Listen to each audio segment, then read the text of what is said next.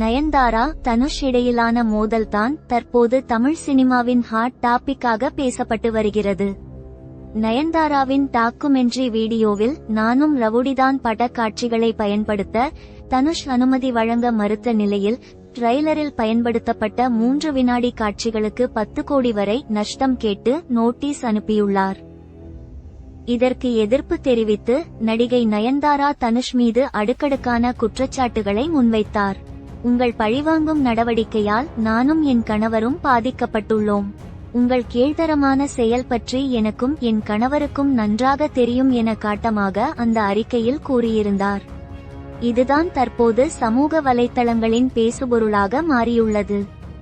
தன்னுடைய அறிக்கையில் தனுஷ் குறித்து அடுத்தடுத்து குற்றச்சாட்டுகளை அடுக்கிய நயன்தாரா, இந்த நேரத்தில் ஜெர்மனிய மொழியின் ஷாடன்ஃப்ராய்டே எனும் வார்த்தையை உங்களுக்கு அறிமுகம் செய்கிறேன். அதன் அர்த்தத்தை தெரிந்து கொண்டு இனி யாருக்கும் அதனை செய்யாமல் பார்த்து கொள்ளுங்கள் என இறுதியாக தனுஷுக்கு அட்வைஸ் கூறியிருந்தார்.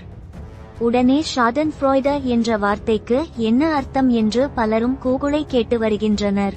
ஷாடன்ஃப்ராய்டே என்ற ஜெர்மனி மொழி வார்த்தைக்கு அடுத்தவரை துன்புறுத்தி அந்த துன்பத்தில் மகிழ்ச்சி காண்பவர் என்று பொருள்.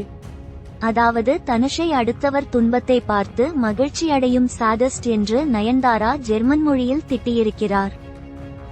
இவ்வளவு பிரச்சனைக்கும் காரணமான நயன்தாராவின் டாக்குமெண்ட்ரி வீடியோ வரும் நவம்பர் 18ஆம் தேதி நயன்தாரா பிறந்த நாள் ஸ்பெஷலாக நெட்ஃபிளிக்ஸ் தளத்தில் வெளியாகிறது.